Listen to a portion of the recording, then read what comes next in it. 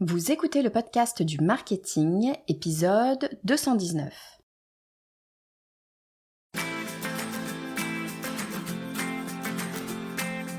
Bonjour et bienvenue. Je suis Estelle Ballot et je suis ravie de vous recevoir sur le podcast du marketing. À chaque épisode, je vous propose d'analyser les techniques marketing qui marchent, pas à pas et très concrètement, pour développer votre activité. Il y a 5 ans, j'ai lancé le podcast du marketing et il y a 4 ans, j'ai formé la première promotion de Stratégie Indépendante, mon programme dédié aux indépendants pour construire leur stratégie de communication. Depuis, j'ai accompagné plus de 200 entrepreneurs avec cette formation et l'immense majorité d'entre eux s'y est inscrite après avoir suivi l'une de mes masterclass, c'est-à-dire un webinaire. Le webinaire, c'est un outil de vente ultra puissant. En fait, plus qu'un outil, organiser un webinaire, c'est mettre en place tout un tunnel de vente. Alors, je vais être claire tout de suite, je ne recommande pas cette stratégie pour quelqu'un qui débute en marketing. C'est une stratégie un peu avancée qui nécessite de coordonner beaucoup d'éléments. Mais c'est tout à fait faisable si vous avez déjà mis en place les bases de votre stratégie de communication. Typiquement, si vous avez suivi Stratégie Indépendante, vous êtes prêt pour l'étape du webinaire. Tout ça pour vous dire que le webinaire est une stratégie que j'affectionne particulièrement. D'ailleurs, j'en ai parlé récemment avec Patrice Barbezier qui l'utilise un peu différemment puisqu'il ne s'en sert pas directement pour vendre. Mais aujourd'hui, je vais rentrer dans le vif du sujet et vous éviter les pièges qui vous attendent si vous voulez intégrer un webinaire dans votre tunnel de vente. Et pour ça, je suis allée voir un spécialiste de la vente par webinaire, Kevin Pem. Kevin accompagne ses clients dans la construction de l'ensemble du funnel et des erreurs, il en a vu. Je lui ai demandé de déminer le chemin pour nous, histoire qu'on ne se prenne pas les pieds dans le tapis. Je vous propose d'accueillir tout de suite Kevin Pem. Salut Kevin, bienvenue sur le podcast du marketing. Hello Estelle, merci beaucoup pour l'invitation, je suis très content d'être là. Ouais, moi aussi, je suis super contente que tu sois là avec nous pour parler d'un sujet que j'adore, dont j'ai finalement relativement peu parlé encore sur le podcast du marketing. J'en ai parlé assez récemment, il y a quelques épisodes, avec Patrice Barbezier qui était venu nous donner ses stratégies sur le thème dont on va parler aujourd'hui, c'est le thème des masterclass. Toi, tu es un expert, Kevin, des masterclass, donc je suis ultra contente de pouvoir discuter avec toi pour savoir comment est-ce qu'on peut faire pour vendre grâce à des masterclass et comment éviter de faire des bêtises, des erreurs. Tu vas tout nous raconter. Avant qu'on rentre dans le vif du sujet, Kevin, est-ce que tu peux nous dire qui tu es et ce que tu fais ? Alors je suis consultant en marketing digital, je me spécialise sur les tunnels de vente et plus précisément sur ce qu'on appelle les webinar funnels, c'est-à-dire les tunnels de vente qui utilisent les webinars comme levier pour vendre une offre. Et je m'adresse particulièrement aux profils type coach en ligne, formateur en ligne et tous les professionnels du monde de la formation. Ah, génial, on est en plein dedans. Moi, je connais très bien tous ces sujets-là de la masterclass parce que c'est typiquement le funnel, le tunnel de vente que j'utilise pour vendre ma formation stratégie indépendante, c'est-à-dire pour ceux qui ne sauraient pas bien ce que c'est qu'une masterclass, un webinaire, c'est très simple, c'est une espèce de salle virtuelle, un peu comme un Zoom, ça pourrait être Zoom d'ailleurs, pourquoi pas, mais il y a plein d'outils, peut-être que tu nous en parleras, Kevin, mais c'est en gros une salle virtuelle et une personne vient vous présenter quelque chose, souvent vous apprendre des choses ou en tout cas vous parler d'un sujet et puis on va utiliser ce moment où on a des personnes comme ça qui nous écoutent pour leur proposer d'aller plus loin, de creuser le sujet plus en détail via une offre qu'on va proposer. Donc ça c'est un tunnel de vente, un chemin de vente si on peut dire ça simplement, qui est très utilisé effectivement notamment par les infopreneurs qui fonctionne très très bien, mais finalement qui fait souvent un petit peu peur et à mon avis c'est une erreur parce que je trouve que c'est plutôt relativement facile à mettre en place, mais c'est un système qui fonctionne très très bien. Est-ce que tu peux nous dire, en fait moi ce que j'aimerais voir, tu vois, aujourd'hui avec toi, c'est comment est-ce que je fais pour pas tomber dans les erreurs? Parce que peut-être qu'on peut se dire en 2 secondes comment est-ce qu'on organise une masterclass, un webinaire, mais assez rapidement, j'aimerais bien que tu nous dises quels sont les gros écueils sur lesquels il faut pas tomber. Si demain, en 2 minutes, Kevin, l'exercice n'est pas forcément simple, mais si demain je te demandais, mais voilà, j'ai jamais fait de webinaire, je veux en organiser un de masterclass, c'est quoi? Qu'est-ce qu'il faut faire pour organiser une masterclass? Est-ce que techniquement c'est compliqué? Techniquement, c'est pas compliqué. Si je devais le résumer en une phrase, c'est organiser un événement où tu vas inviter ton audience, tes prospects, à découvrir une problématique particulière et une solution que tu vas proposer. Et comme tu vas partager ton expertise pendant cet événement, tu vas leur proposer à la fin, pour aller plus loin, de travailler avec toi. Donc tu vas leur présenter une offre irrésistible avec quelques arguments, quelques principes de persuasion dont on parlera sûrement juste après. Mais grosso modo, c'est juste ça, un webinaire. Ouais, donc tu as besoin quoi techniquement? Tu as besoin d'un logiciel qui te propose des webinaires. Typiquement, ça peut être Zoom, ça peut être Demio. Moi, j'utilise Demio. Enfin, il y a plusieurs logiciels comme ça qui te proposent ça. Et puis, tu as besoin d'inviter des gens à venir assister à ton webinaire. Après, tu as besoin de parler, de raconter les trucs que tu as racontés. Techniquement, c'est pas plus complexe que ça, finalement. C'est ça, c'est pas plus complexe que ça. La complexité, elle va plutôt résider dans le marketing. Et au-delà des outils qu'on va utiliser pour faire le webinaire, pour moi, il y a des prérequis quand même. Comme on parle d'audience depuis tout à l'heure, il faut quand même avoir un minimum d'audience à inviter. Si vous n'avez aucune visibilité, aucune présence sur le web, ça va être difficile de faire un webinaire en partant de zéro. Ou alors, ça va vous coûter assez cher parce que vous allez investir sur la pub. Ouais, c'est intéressant ce que tu dis, c'est-à-dire que cette stratégie du webinaire, c'est pas une stratégie, et il y a pas il y a rien de négatif là-dedans, mais c'est pas une stratégie de débutant. C'est déjà une stratégie pour des gens qui ont un niveau déjà relativement avancé en marketing, parce qu'il faut avoir commencé à construire son audience, en fait, c'est ça. C'est ça exactement. Donc au-delà de l'audience, il faut déjà aussi avoir une offre qui est validée par le marché. Et pour moi, la meilleure validation, c'est d'avoir des ventes et pas seulement des amis ou des prospects qui vous disent ah bah c'est bien cette offre, ça a l'air intéressant, mais je reviens vers toi plus tard. Ça c'est pas une validation. La seule validation, c'est quelqu'un qui sort sa carte bleue et qui paye l'offre. Donc si on n'a pas un minimum de validation, c'est-à-dire un minimum de vente, ça sert à rien de faire des webinaires. Il y a des techniques, d'autres stratégies que vous pouvez utiliser pour aller chercher vos premières ventes. Donc pour moi, vraiment les deux prérequis non négociables, c'est avoir une audience et avoir une offre qui se vend déjà. Parce que le webinaire va venir accélérer tout ça. Ah, trop bien, c'est ça en fait. J'aime beaucoup ce mot, c'est un accélérateur de vente, mais effectivement, il faut que tu aies déjà des choses mises en place parce que sinon tu vas quand même te fatiguer un petit peu pour rien à construire toute la communication autour de la masterclass. Est-ce que c'est pas notre première erreur grande classique, c'est quelque chose autour de la communication? Comment est-ce qu'on fait pour communiquer? Ou est-ce qu'on communique toujours suffisamment pour notre masterclass? Est-ce que tu pourrais répéter la question, s'il te plaît? Je cherche à comprendre en fait quelles vont être nos erreurs, les erreurs communes qu'on va retrouver sur une masterclass. Est-ce que une première grosse erreur, c'est de pas assez communiquer en fait sur la masterclass, de se dire, comme on se dit souvent, bah c'est bon, j'en ai parlé, je l'ai annoncé, ça suffit, les gens qui sont intéressés viendront.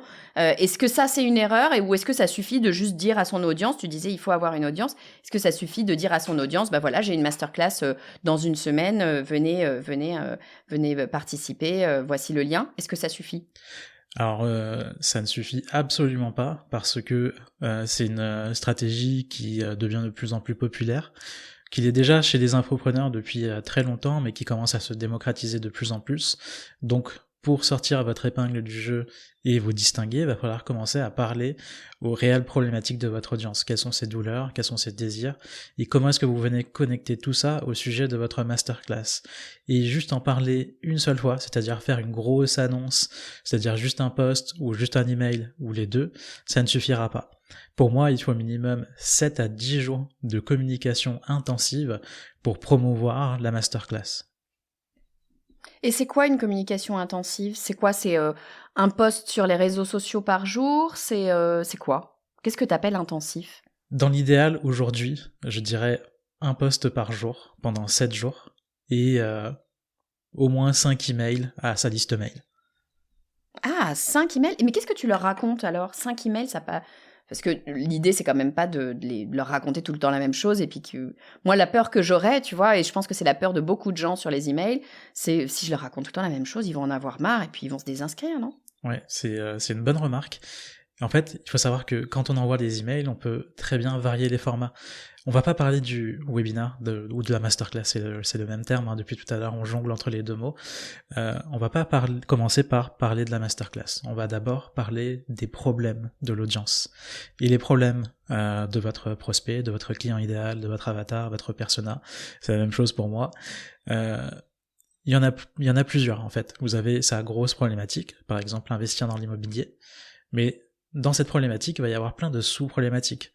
Avant d'investir dans l'immobilier, il faut que je sache est-ce que je peux prendre un prêt, où est-ce que j'investis, est-ce que je sais pas, j'ai peut-être une peur, c'est que les locataires me détruisent ma location. Toutes ces peurs-là, tous ces blocages, vous pouvez en faire un email, un post. Et du coup, vous allez à chaque fois, par exemple, utiliser un modèle de copywriting assez connu, qui est le PAS, donc problème. Donc je vais évoquer un problème de mon audience, agiter. Donc je vais agiter ce problème. Qu'est-ce qui va se passer si je ne travaille pas sur ce problème ou si je ne le règle pas? Et solution. Et là, dans la solution, on va positionner le webinar comme une vraie solution. Ok, donc super simple, effectivement. Et alors j'aime beaucoup ce que tu dis parce que ça veut dire quoi? Ça veut dire qu'il faut commencer. Tu sais, moi j'ai une marotte, je parle de ça quasiment à chaque épisode. Ma marotte, c'est avant de faire quoi que ce soit en marketing, il faut comprendre, connaître son persona, son client idéal, la personne à qui on va vouloir vendre ce qu'on a à vendre. Et donc ça passe par travailler ce persona parce que on a besoin de voir où est sa douleur, moi j'appelle ça le caillou dans la chaussure, le truc qui l'embête finalement, pour pouvoir aller en parler, attirer son attention en parlant et puis lui proposer un début de solution pour lui donner envie finalement de venir à cette masterclass. Et c'est ce que tu dis, et j'aime beaucoup ce que tu dis, de dire, bah oui, mais si j'envoie par exemple 5 emails, je vais pas raconter la même chose sur chacun des 5 emails, je vais parler de la douleur, mais en fait la douleur, tu as toujours des sous-douleurs. Et ça, je trouve ça super intéressant, parce qu'effectivement, on se dit toujours, oui, il y a une problématique, je réponds à une problématique. Non. Derrière une problématique, on peut toujours aller creuser, il y a toujours des sous-problématiques, des raisons encore spécifiques peut-être à chacun ou qui touchent à différents aspects, et il faut aller travailler ces problématiques-là, c'est ça qui va vraiment faire actionner et faire passer les gens à l'action. C'est ça, exactement. Et il faut savoir que quand vous avez une problématique, vous avez les sous-problématiques, mais vous pouvez aussi prendre différents angles pour en parler. Par exemple, vous allez prendre les erreurs. C'est ce qu'on est en train de faire ici aujourd'hui, par exemple, sur ce podcast. Vous pouvez prendre les mythes par rapport à cette problématique, vous pouvez faire une étude de cas par rapport à un client que vous avez accompagné et qui a eu des résultats. Vous pouvez raconter votre propre histoire et faire du storytelling si vous avez vous-même vécu une transformation, c'est-à-dire, je prenais l'exemple de l'immobilier tout à l'heure, si vous avez vous-même investi dans l'immobilier et dépassé tous les blocages de votre client idéal, vous pouvez le raconter. Et ainsi de suite, ça peut être un témoignage, etc. Donc tous ces angles-là peuvent servir à promouvoir la même problématique, mais d'une autre façon. Ouais. Donc, effectivement, il faut pas avoir peur de communiquer et de répéter, de communiquer plusieurs fois. Tu disais sur une semaine, 10 jours, c'est un post par jour, peut-être 5 à 7 emails, pourquoi pas. Et il faut le prendre selon différents angles. On va pouvoir raconté plein de choses finalement. J'aime beaucoup ce que tu dis, il y a les erreurs, les mythes, les études de cas, le storytelling. En fait, il y a plein de façons de raconter les choses sans redire à chaque fois la même chose. Parce qu'évidemment, si on répète, si on rabâche tout le temps la même chose, on va finir par fatiguer les gens, ils vont plus lire, ils vont plus y faire attention. Donc, il va falloir trouver différents angles. Mais finalement, quand on le prend comme ça, c'est assez facile de trouver ces différents angles. Donc, première grosse erreur que tu nous dis sur comment faire pour ce qui peut nous empêcher de vendre par des masterclass. Première grosse erreur, c'est de ne pas assez communiquer sur la masterclass, c'est-à-dire pour inviter les gens à venir à la masterclass. Quelle serait notre deuxième grosse erreur que tu peux voir avec tes clients, toi ? La deuxième grosse erreur va être intimement liée à la première, parce qu'en fait, une fois qu'on a communiqué, une fois qu'on a des inscrits à la masterclass, ça devient assez facile pour mes clients, du coup, d'avoir cette capacité à délivrer de la valeur, etc. Mais il faut pas oublier qu'un webinar, une masterclass, c'est un outil de vente. On est là pour vendre et générer du chiffre d'affaires quand même. C'est l'objectif premier. Et la peur qui apparaît souvent, c'est la peur de paraître insistant, de passer pour un vendeur de tapis. Et du coup, on va pas assez insister, on va pas assez vendre, et on n'atteint pas son objectif de vente. Donc, c'est ce qui remonte le plus, et je le passerai même en numéro 1. Ouais, et je comprends parce que pour le coup, tu vois, c'est vraiment quelque chose, moi, que je vois. Évidemment, je regarde les autres personnes qui font des masterclass. C'est toujours le moment compliqué, le moment le plus compliqué. Alors, tu vas me dire si tu es d'accord avec moi. C'est le moment où on passe, parce qu'en fait, une masterclass, qu'est-ce que c'est un webinaire? Tu as une première partie où c'est de la formation, si on est sur de la formation, ou de l'information, peu importe. Une première partie comme ça de description, où on donne de la valeur, et on passe à une deuxième partie où on vient vendre. Et le moment où on passe de la description à la vente, bien souvent, peut-être parce qu'on est français, alors je ne sais pas si c'est que les Français, mais en tout cas, il y a souvent une réticence à passer à la vente, et bien souvent, on sent une espèce de blocage, de crispation chez la personne qui présente, et ça, pour moi, c'est un vrai gros bloqueur. Si je me mets à la place du client, si je vois la personne qui, au moment où elle a présenté son offre, est pas à l'aise, je me dis, oh, attends, il y a un truc qui va pas. Si la personne n'est pas à l'aise, c'est qu'il y a anguille sous roche. Et évidemment, ça met le doute. Dès lors qu'on instille le doute, ça devient quand même beaucoup plus compliqué de passer à l'achat. Est-ce que tu es d'accord que ce moment-là, ce moment de passage à la vente, c'est un peu le moment charnière dans la masterclass? Je suis à 2000% d'accord, je le vois chez tous mes clients. Ce moment où tu passes du partage de contenu, où du coup ils sont à 1000% à l'aise parce que c'est leur zone de génie, au moment où ils doivent transitionner vers la partie vente du webinar, et où du coup ils perdent la face un petit peu, ils vont commencer peut-être à bégayer, à être moins à l'aise, le discours est moins fluide, ça se voit tout de suite, et je suis d'accord que ça peut jouer du coup dans l'expérience du client, dans son parcours d'achat. Ouais, donc en fait, c'est vraiment le truc. Moi, en tout cas, c'est comme ça que je le travaille. C'est s'il y a un slide à bosser, c'est ce slide-là. C'est d'être sûr, d'être super à l'aise et de le rebosser. Moi, j'aime pas la vente. Je fais partie de ces gens qui font du digital pour pas avoir à vendre, très clairement. Donc, c'est sûr que c'est pas forcément le moment où on est, en tout cas, ça ne m'est pas naturel, on va dire ça comme ça. Donc, c'est vraiment le moment à travailler de façon à être à l'aise. Et ce que je me dis, alors je sais pas si c'est peut-être un conseil que tu donnes à tes clients et si tu en as d'autres, mais moi, ce que je me dis, c'est, mais en fait, il y a zéro honte à vendre. On gagne tous notre vie, puis c'est quand même bien heureux qu'on gagne notre vie. Et au contraire, et moi, c'est ce que j'aime avec ce système de masterclass et d'inbound marketing au sens large du terme, c'est que au contraire, je me sens complètement légitime à proposer une offre, parce que je force personne, d'une, et deux, parce que je viens de donner gratuitement plein de valeur. Donc, les gens qui sont là et qui n'ont pas envie d'acheter, parce que évidemment que tout le monde, on va se le dire, tout le monde ne va pas acheter, c'est complètement normal sur une masterclass, évidemment tout le monde ne va pas devenir client, mais les gens qui n'ont pas envie de devenir client, que ça n'intéresserait pas, ils peuvent passer leur chemin, et puis ceux qui sont intéressés, tant mieux, on leur a déjà donné de la valeur, ils peuvent aller plus loin, donc il n'y a vraiment pas de honte, au contraire, moi je pense qu'il faut pouvoir se le dire, c'est vraiment un outil où on est légitime à vendre parce qu'on a donné de la valeur. Est-ce que tu es OK avec ça? Est-ce que tu as peut-être d'autres façons de voir les choses? Ouais, je suis 100% OK avec ça, c'est ce que je répète aussi à mes clients. Si vous avez déjà une audience existante, que vous allez éduquer toute l'année, à qui vous partagez de la valeur toute l'année, c'est OK de vendre une fois par mois, une fois tous les 3 mois dans l'année. C'est OK parce que du coup, le reste du temps, vous partagez de la valeur, donc vous activez ce qu'on appelle le principe de réciprocité. Vous donnez quelque chose toute l'année, et en échange, c'est normal de demander à ce moment-là, au moment du webinar. Et il y a un autre conseil que je peux vous donner qui vient d'un ancien client qui m'a dit, pour devenir à l'aise sur ce sujet-là et pour que j'ai plus ce problème de transition entre le moment où je suis en train de partager de la valeur et le moment où je suis en train de vendre, c'est que je suis devenu convaincu à 2000% que je suis en train de rendre service à mes clients, que l'offre que je suis en train de leur vendre, c'est la meilleure chose qui peut leur arriver à ce moment-là. Ah ouais, mais moi j'adore cette idée parce que qu'est-ce que ça veut dire? Ça veut dire que on bosse bien. Ça veut dire qu'en fait, ce qu'on propose, c'est vraiment quelque chose de bien. C'est pas juste vendre pour vendre.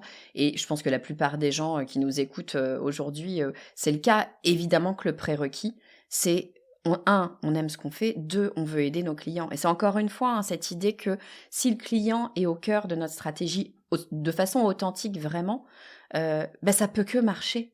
Parce que tout simplement, on est là pour eux, on est là pour les aider et je suis d'accord avec toi. Dès lors que tu es convaincu que ce que tu proposes, c'est pas uniquement pour remplir ton portefeuille, mais c'est aussi bien sûr parce que ça va réellement les aider, leur apporter quelque chose, etc. Effectivement, il n'y a aucune honte à vendre parce que, au contraire, tu vas leur apporter plus de valeur grâce à ce produit. Donc, il faut y aller et je pense que c'est véritablement une notion de mindset qu'il faut changer. C'est peut-être un peu français, les Américains sont meilleurs que nous là-dessus certainement.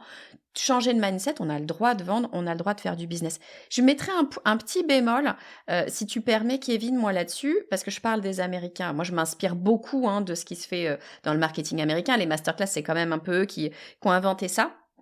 Là où je mets un tout petit bémol, c'est les Américains ont une façon de vendre qui est beaucoup plus appuyée que nous, Français.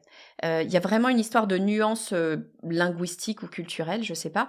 Quand ils vont vendre, ils vont répéter, te prendre par la main, t'expliquer comment aller sur le site, page par page, comment faire, etc. Moi, je l'ai fait sur mes toutes premières masterclass. J'avais déjà eu le sentiment d'atténuer, mais trop vendre... Il y a aussi un moment donné où les gens en face se disent non mais attends c'est bon, c'est quoi ce vendeur de tapis, ça me saoule aussi. Il y a quand même une espèce de frontière à trouver, je trouve, pour ne pas surjouer la chose et finalement perdre en crédibilité. Qu'est-ce que t'en penses, Kevin ? Je suis d'accord et pas d'accord. Et ça va être intéressant. Parce que justement au moment où vous faites le webinar, vous êtes aussi là pour donner une raison à votre prospect d'agir. Et il faut qu'il agisse maintenant. Il faut savoir que l'être humain, il se trouvera toujours une raison de ne pas agir maintenant. Si vous ne donnez pas une raison d'acheter votre offre aujourd'hui pendant ce live, il va attendre demain. Et s'il attend demain, il attendra peut-être 7 jours, voire plus. Donc souvent quand vous allez faire un webinar, il faut packager votre offre pour ce webinar, pour récompenser les personnes qui sont là, présents avec vous. Donc vous pouvez par exemple offrir quelque chose en plus, donc un bonus. Ce qui se fait beaucoup, mais je suis pas tout le temps fan, c'est une réduction sur le prix. Je suis pas fan parce que ça peut faire baisser la valeur perçue de votre offre. Ou du coup tout ça, mais sur une période donnée, par exemple pendant 7 jours. Et ça se voit, c'est pas seulement utilisé dans le monde de la formation, c'est aussi très utilisé dans le monde des SaaS. Par exemple, un HubSpot, un Lemlist ou quoi, peut vous faire une réduction pendant 7 jours aussi. Donc c'est ok, parce que si votre prospect est là aujourd'hui pendant le webinar live, c'est qu'il a un réel besoin, si vous avez communiqué de la bonne façon, et votre offre répond à ce besoin-là. Il a juste besoin du petit coup de pouce pour l'aider à agir. Ouais, je suis complètement d'accord avec toi. Notre cerveau, il est fait pour ne pas prendre cette décision parce qu'on risque de se planter si on prend si tu prends pas de décision, tu te plantes pas. T'avances pas trop dans la vie, mais tu te plantes pas. Et le cerveau, ce qu'il aime pas, c'est se planter. Donc c'est vrai qu'il a toujours tendance à se dire, attends, est-ce qu'il y a pas une arnaque? Est-ce que je me trompe pas? Est-ce que je prends la bonne décision? Est-ce qu'on va pas se tromper de moi? Il y a plein de raisons pour ne pas prendre cette décision d'achat et d'autres décisions d'ailleurs, ça vaut pour toutes les décisions dans la vie. Et effectivement, moi ce que je dis toujours, c'est que je cherche pas à vendre, à forcer la vente ou même à vendre au sens bête et méchant du terme. Je cherche à donner toutes les clés à mon audience, à la personne qui est en face de moi pour qu'elle puisse prendre la meilleure décision, mais que cette décision elle la prenne. Qu'elle prenne la décision de travailler avec moi ou de pas travailler avec moi, mais dans les deux cas, c'est prendre une décision. Donc, je suis d'accord avec toi, c'est vraiment leur donner le moyen de prendre une décision, et parfois, ça peut être de timer les choses en disant, moi, souvent, je propose un bonus juste pendant le webinaire. Si tu achètes pendant le webinaire, c'est-à-dire là maintenant, il te reste 20 minutes, si tu achètes pendant le webinaire, et là souvent c'est un bonus qui a une vraie grosse valeur, typiquement je propose un coaching one-one avec moi, ça je le fais très très peu parce que j'ai pas le temps évidemment de donner un coaching à 200 personnes, ça marcherait pas. Donc un bonus qui aurait vraiment une grosse valeur pour prendre la décision maintenant, si tu es sûr d'y aller, vas-y. Si en revanche t'es pas sûr, évidemment, on ne prend pas cette décision. Encore une fois, ce qu'on veut, c'est donner la possibilité à la personne de prendre la décision, quelle que soit quelle que soit la décision. Et de le réfléchir comme ça, je trouve que ça libère aussi, parce qu'on n'est pas, encore une fois, à forcer qui que ce soit. L'idée, c'est pas de forcer la main aux gens, c'est de leur donner les moyens de prendre la bonne décision pour eux. C'est ça. Trop Exactement. bien. Trop bien. Donc, on a deux premiers piliers. Le premier, pas assez communiquer. Le deuxième, pas assez vendre. Est-ce que tu aurais une troisième erreur qu'il faudrait éviter pour pouvoir vendre sur nos masterclass? La troisième grosse erreur pour moi, et ça, je dirais que 100% de mes clients la commettent, c'est de trop enseigner pendant la masterclass. Quand je dis enseigner, c'est-à-dire partager toutes les solutions, parfois des solutions qui peuvent être dans l'offre payante. C'est-à-dire qu'on va dire comment faire ceci, comment faire cela. Et le problème avec ça, c'est que le prospect, il va avoir l'impression d'avoir toutes les clés en main pour agir de son côté, sauf qu'il ne le fera pas. Parce qu'encore une fois, il a peut-être d'autres blocages, des croyances, etc., où il va juste procrastiner, donc il le fera pas. Mais il a l'impression de pouvoir le faire. Donc, pourquoi acheter cette offre qui va me faire faire la même chose alors que je viens d'avoir les conseils gratuitement? Ouais, c'est un peu toute la difficulté et je suis d'accord avec toi et probablement que je le fais d'ailleurs, tu vois, moi aussi. C'est un peu toute la difficulté de la masterclass parce qu'il y a une part de toi qui dit: «Moi, je veux vraiment donner de la valeur. Je veux montrer aux gens que je suis quelqu'un qui va pouvoir les aider réellement». Donc bien sûr que tu veux donner de la valeur et en même temps, je suis complètement d'accord avec toi. Si tu donnes trop de valeur et ça veut même pas forcément dire toujours, dire concrètement aux gens comment faire et leur donner toutes les clés, mais leur donner l'impression, c'est ce que tu dis, leur donner l'impression qu'ils ont suffisamment d'infos pour le faire tout seuls, bah, ils vont pas aller payer parce qu'ils ont bien raison. Après tout, s'ils se disent, bah là, si j'ai tout ce qu'il faut pour le faire, pourquoi est-ce que j'irai chercher une étape plus loin? Le problème, c'est que c'est faux. Et on le sait, si tu démarres tout seul comme ça avec, en tout cas, un vernis, tu vas pas aller loin. Et la plupart du temps, tu vas même pas démarrer du tout. Donc c'est pas une bonne chose pour nous parce qu'on vend pas, mais c'est pas une bonne chose non plus. Et je pense que c'est ça qu'il faut se dire. C'est pas une bonne chose non plus pour la personne qui est en face parce qu'elle croit qu'elle va pouvoir mettre en place les choses. Et la réalité, on le sait, c'est qu'elle le mettra pas en place parce que c'est dur de mettre en place des choses tout simplement. Et même les gens qui sont dans les formations, c'est un autre sujet, mais même les gens qui participent à la formation, tout le monde ne va pas réussir à mettre les choses en place parce que c'est dur de construire des projets de façon générale. Donc, c'est important effectivement de faire en sorte de ne pas de donner pour créer la confiance, mais de pas trop donner pour que les personnes aient envie réellement d'investir dans leur projet, quel qu'il soit, pour concrètement pouvoir aller plus loin. Ouais. Ok. Quand on parle d'investir, moi je pense souvent outils. Comment est-ce que je fais pour construire mon webinaire? Est-ce que il y a des choses où on va se tromper ou parce que on va se dire les choses quand on commence, souvent on se dit bon, j'ai pas forcément envie d'investir ma paye dans le webinaire, donc on essaye d'aller un petit peu à l'économie. Est-ce que ça c'est une erreur? Est-ce que il y a des prérequis, est-ce qu'il y a des choses sur lesquelles il faut pas économiser pour pouvoir construire un bon webinaire? Oui.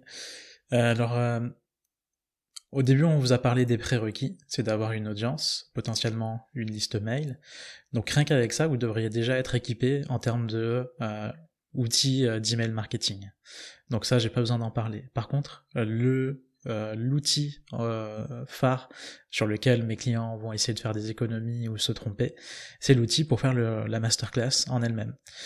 Souvent, quand je vais commencer avec un client, souvent il fait des masterclass sur Zoom et du coup l'expérience n'est pas top pour du coup les participants. Moi je conseille quand même de choisir un outil dont c'est la zone de génie, c'est-à-dire Demio comme tu utilises toi-même, Webinar Jam, Livestorm, etc. Moi je suis très très fan de Webinar Jam et ce que je dis aux clients pour les convaincre, c'est que on fait un webinar peut-être tous les 3 mois ou tous les 2 mois. Donc ça va lui coûter $99 pour le mois. Ensuite on coupe.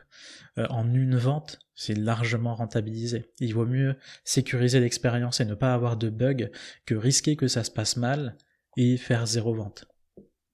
Ouais, je suis complètement d'accord avec toi et c'est vrai que plein de gens vont vers Zoom et je pense que c'est un peu la facilité parce qu'on connaît tous Zoom, on a déjà tous utilisé Zoom et on se dit mais attends en fait, en vrai c'est la même chose. Mais non, c'est pas la même chose parce que il y a aussi, alors il y a plein de raisons techniques et je vais pas rentrer dans la technique, j'y connais rien, mais notamment le fait de la quantité. Alors, on souhaite bien sûr à tout le monde d'avoir plein de gens qui viennent au webinaire et on peut être surpris. Moi, mon premier webinaire, je veux pas dire des bêtises, mais je crois qu'en live, j'avais 400 personnes, le tout premier. Donc, je m'attendais pas du tout à avoir autant de gens. Je crois que j'avais 800 inscrits sur le premier webinaire, vraiment la première entité. Donc, 400 personnes, 50% sont venus. Et on se dit, mais 400 personnes, en fait, on se rend pas compte, mais il faut pouvoir techniquement assurer une salle virtuelle où on va avoir 400 personnes. Et si on passe avec un logiciel dont c'est pas la zone de génie, comme tu dis, dont c'est pas le cœur de métier, le risque, alors ça peut bien se passer, hein, ça peut, mais ça peut aussi mal se passer. Et moi, ça m'est arrivé, alors heureusement pas sur celle, la toute première, mais ça m'est arrivé juste après, il y avait un petit peu moins de monde, mais quand même, ça énerve, d'avoir un bug. Et là, tout freeze, tout s'arrête. Et là, qu'est-ce qu'on fait? Alors d'abord, on panique, on sait plus comment faire, on perd la moitié des gens, on redémarre, on n'est pas bien, on a sué la petite goutte qui tombe sur le front. Et donc, on n'est plus du tout en bonne disposition, nous, pour pouvoir enseigner et vendre. Et les personnes qui nous regardent sont plus du tout ni motivées ni concentrées. Et du coup, voilà, on perd tout l'effet. Donc, je suis complètement d'accord avec toi. S'il y a un truc sur lequel il faut pas lésiner, c'est ce logiciel-là. D'autant que tu le disais, c'est pas très cher en fait. Quand on parle de 100 € pour une fois, on vend un produit, quel que soit le produit, que ce soit un SaaS, une formation ou autre. Ça y est, c'est rentabilisé assez rapidement, effectivement. C'est ça, exactement. Et si jamais on a plus de monde, ça nous coûtera plus cher. Mais si vous avez plus de monde, ça peut potentiellement dire plus de ventes. Donc c'est que des bonnes nouvelles. On parle aussi d'outils, mais j'aimerais aussi parler d'humains. Parce que souvent, je vais conseiller à mes clients, qui sont souvent des solopreneurs, qui sont souvent seuls dans leur équipe, sans assistant ou quoi, de faire appel quand même à un assistant ou une assistante pour les aider à gérer toute cette partie technique pendant la masterclass, pour qu'ils puissent se concentrer sur délivrer une bonne expérience, se concentrer sur leur discours, leur pitch, etc. Donc si jamais vous ne le faites pas, si vous avez quelqu'un dans votre équipe qui peut vous assister pendant la masterclass, ça peut être bien de le faire, ou alors recruter une assistante pour le faire, parce que ça va vous soulager, ça va vous enlever une certaine charge mentale qui va vous permettre de vous concentrer à 100% sur votre webinaire. Alors, je suis 200% d'accord avec toi. Moi, tu vois, je suis très, très solo. C'est-à-dire que je travaille absolument seule. Je ne délègue rien. Je dis pas que c'est une bonne chose, hein, mais c'est ma façon de fonctionner. J'aime bien, je suis très, très indépendante. J'aime bien travailler seule. La seule personne avec qui je travaille, j'en profite pour lui faire un coucou, c'est Coralie Roy. Allez la voir si vous avez besoin de quelqu'un, d'un bras droit d'entrepreneur. Elle est absolument merveilleuse. Elle m'accompagne depuis mes toutes premières masterclass. Donc, ça fait des années maintenant qu'on travaille ensemble. Et ça change tout. Le fait d'avoir quelqu'un qui est en back-office, qui peut parler aux personnes qui sont présentes, qui peut-être ont un problème. Ah tiens, moi j'ai un problème de son, comment je fais? Hop, Coralie va pouvoir dans le chat aller lui donner un conseil ou tout simplement de reprendre toutes les questions. Moi je réponds aux questions à la fin de ma masterclass. Je peux pas enseigner et vendre et regarder dans le chat ce qui se passe, ce qui se raconte. Il se passe plein de choses dans le chat si tout va bien et identifier toutes les questions. Ça me prendrait, il faudrait avoir un surcerveau pour réussir à tout faire en même temps. Et ben mon surcerveau, c'est Coralie, c'est elle qui va prendre toutes les questions, qui me les envoie très bêtement par WhatsApp après. J'ai mon téléphone à côté de moi, je prends dans la main et par WhatsApp, je regarde les questions qu'elle m'a envoyées. À la fin, je peux répondre à tout le monde. Si j'avais pas ce bras droit, ça serait quasi impossible de faire quelque chose de fluide et d'avoir une expérience agréable.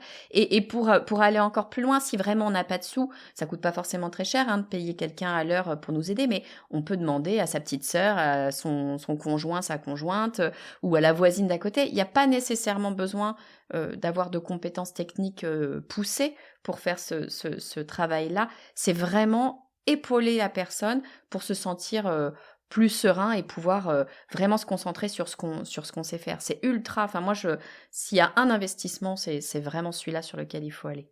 Ouais, exactement. Trop bien, on arrive à notre 5e et dernière erreur. Et là, tu m'en as parlé un tout petit peu en off avant qu'on démarre. Ça m'a vachement intriguée. Tu me parles de sous-estimer l'importance du préchauffage de l'audience. Qu'est-ce que tu veux dire par là?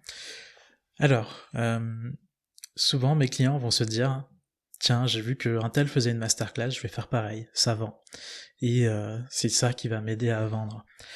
Si vous n'avez pas une audience ou une présence en ligne déjà bien développée toute l'année, ou vous partagez de la valeur toute l'année, il va falloir faire un petit travail, 1 à 3 mois en amont, de votre webinar. Ça va dépendre de votre offre. Plus votre offre est d'ampleur, imaginons que vous vendez une académie à 2000, 3000 euros, plus ce travail de préchauffage va devoir se faire en amont et avec intensité.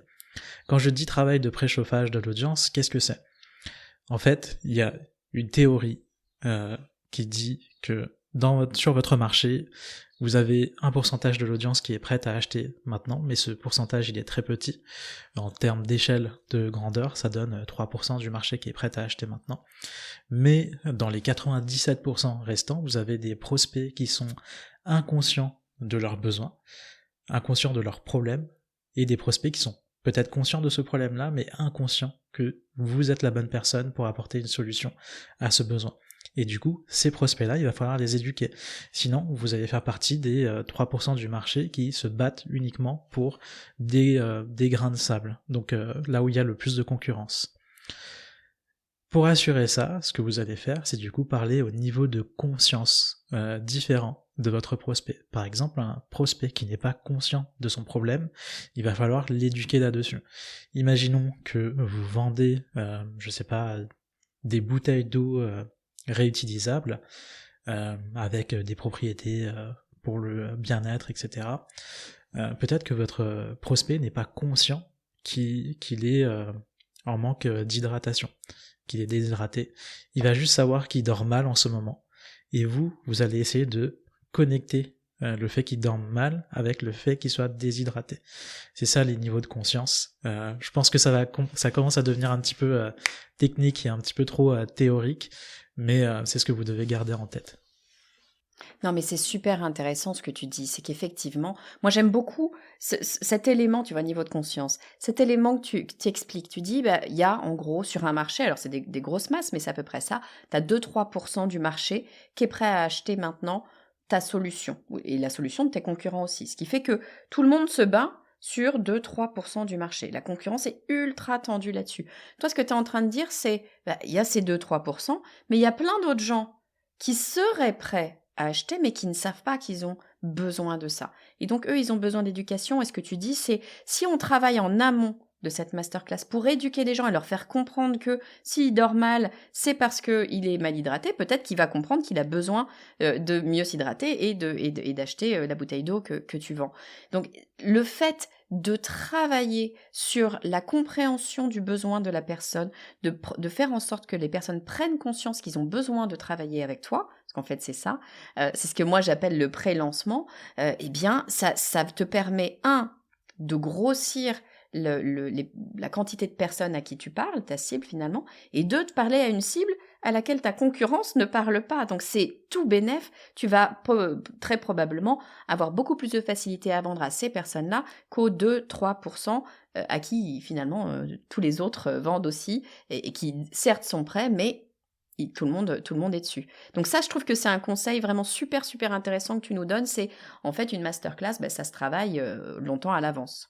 C'est ça, exactement. J'ai parfois des personnes qui vont venir vouloir travailler avec moi. Ils me disent je veux faire une masterclass dans 3 semaines. Je leur pose 2-3 questions et là tout de suite je sais que ça va pas être possible. Je ne vais pas leur proposer quelque chose parce que je sais que cette personne ne va pas atteindre ses objectifs. Sauf que du coup, cette personne-là n'est pas consciente qu'elle doit faire tout ça. Et je dois faire ce travail d'éducation moi-même en amont. En faisant ce travail d'éducation de votre côté, vous allez 1. Augmenter la taille de votre audience, 2. Augmenter le niveau de conscience et le niveau de confiance que cette audience aura en vous.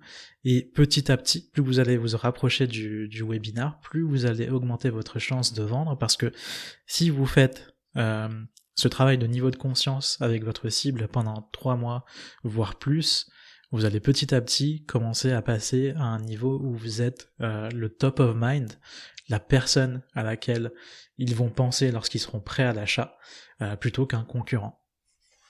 Exactement, c'est l'expert, la personne vers qui on va aller sur ce sujet précis. Et là, évidemment, on a un niveau de confiance qui est super important. Il n'y a rien de plus important que la confiance dans la vente.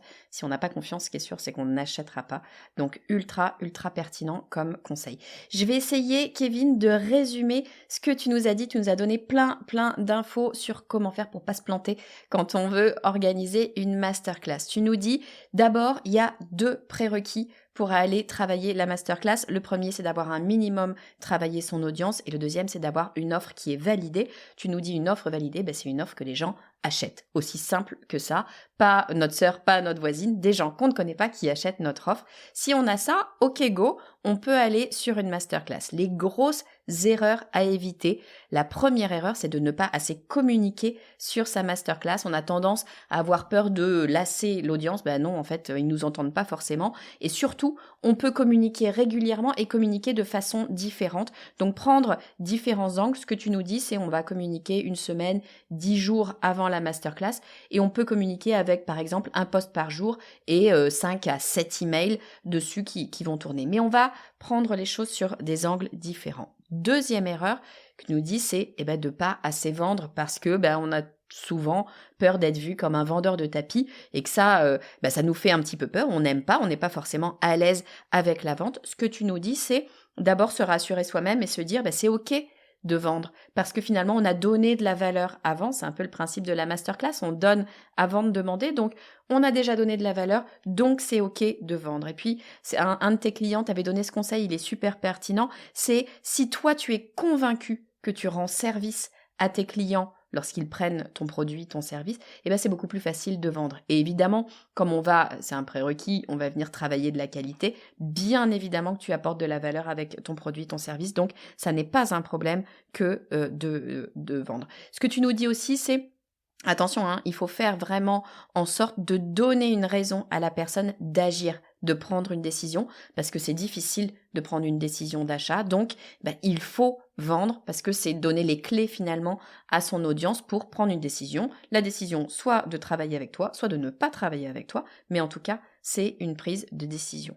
Troisième grosse erreur, c'est de trop enseigner, de trop donner et surtout de donner l'impression que c'est bon, on a toutes les clés et on peut faire tout seul, on n'a pas besoin d'aller plus loin. C'est bien évidemment faux parce que quand on est dans la formation, quand on est dans le SaaS, on le sait, c'est pas parce que on a les grands éléments qu'on va réussir à faire. Il y a une différence entre la théorie et le fait de passer à l'action. C'est ça qu'il faut aller chercher en allant plus loin. Donc attention à ne pas laisser entendre à son audience qu'elle peut faire toute seule. Quatrième grosse erreur, c'est de lésiner sur l'à côté, sur les outils, de ne pas prendre le bon outil de masterclass, et puis lésiner sur les gens qui vont t'accompagner, et notamment le fait d'avoir un bras droit comme ma Coralie Roy qui va pouvoir t'aider dans la masterclass pour rendre l'expérience fluide, parce qu'encore une fois, la masterclass, c'est une expérience. Et puis, cinquième grosse erreur, c'est de ne pas penser à travailler en amont de la masterclass pour éduquer notre audience et en fait ouvrir nos clients, non pas aux seuls 2-3% de gens qui sont déjà prêts à acheter, mais à toutes ces personnes qui ne savaient pas qu'ils avaient besoin de notre produit, mais qui en réalité ont besoin de ce produit. Donc travailler sur l'éducation, on dit l'éducation en marketing, l'éducation de nos clients, c'est ultra important. Je reprends ma respiration, j'ai essayé de résumer en 3 minutes ce que tu nous as dit, Kevin. Est-ce que ça te convient comme résumé ou est-ce que tu as un élément que tu souhaitais ajouter ? C'est un très bon résumé, c'était assez synthétique et droit au but, donc c'est top. Écoute, trop bien. Kevin, si on veut aller plus loin, si on veut demain mettre en place sa masterclass, si on a des questions encore qu'on se pose sur sa masterclass, si on veut discuter avec toi, où est-ce qu'on peut te retrouver, Kevin, dis-moi ? Alors, dans un premier temps, si vous voulez, je peux vous donner un modèle de page qui vous assurera 50% de taux d'inscription sur du trafic organique et qui permet d'assurer les inscriptions pour mes clients. Je pense qu'on pourra vous mettre le lien en description. Oui, bien sûr. Et ensuite, vous pourrez me retrouver sur YouTube où je vais mettre l'accent pour ma communication et où je partage du coup des études de cas de leaders de leur marché qui font des masterclass à 6 chiffres, voire plus, et de clients.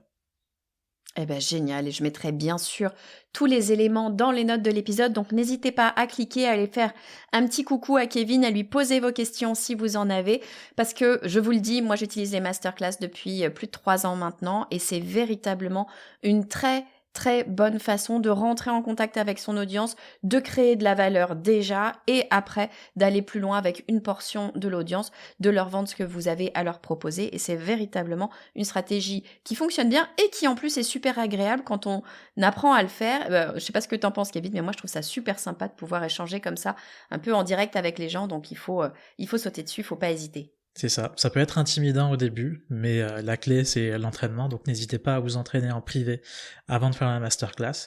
Et si jamais vous avez peur de vous rater, dites-vous que c'est juste une étape d'apprentissage et que plus vous vous ratez, plus vous apprenez, plus vous devenez meilleur. C'est le seul secret entre guillemets.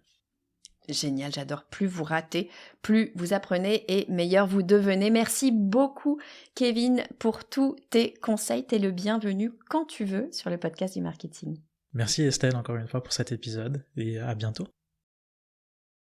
Un grand merci, Kevin, de nous avoir donné tes conseils pour construire notre webinaire et surtout pour éviter les plus gros pièges du webinaire parce que oui, cette stratégie est une stratégie ultra puissante si elle est bien construite. J'espère que vous êtes en train de vous dire non mais attends, ok, j'ai mis les bases de mon business, je fais plein de choses, c'est quoi la suite? Peut-être que vous êtes en train de vous demander, mais comment renouveler un petit peu mes stratégies? Bien, le webinaire, c'est une option à véritablement regarder, à checker. Testez-la, vous n'avez pas grand-chose à perdre. Kevin vous l'a dit, d'un point de vue financier, on parle de 100 €.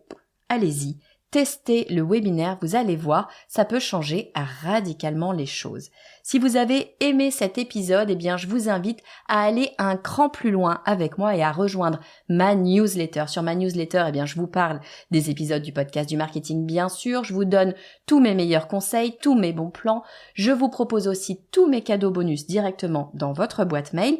Et puis, je vous parle un petit peu aussi de ma vie perso, ou en tout cas de ma vie perso d'entrepreneur, les coulisses du podcast du marketing. Je le fais très peu sur les réseaux sociaux parce que j'aime pas trop les réseaux sociaux. Je le fais avec mes proches et mes proches, c'est les gens qui sont sur la newsletter. Alors mes proches, on est pas loin de 10 000, donc on est proches, mais on est nombreux. Rejoignez-nous. Pour le faire, c'est très très simple. Il suffit d'aller sur lepodcastdumarketing.com/newsletter. Je vous dis à très vite.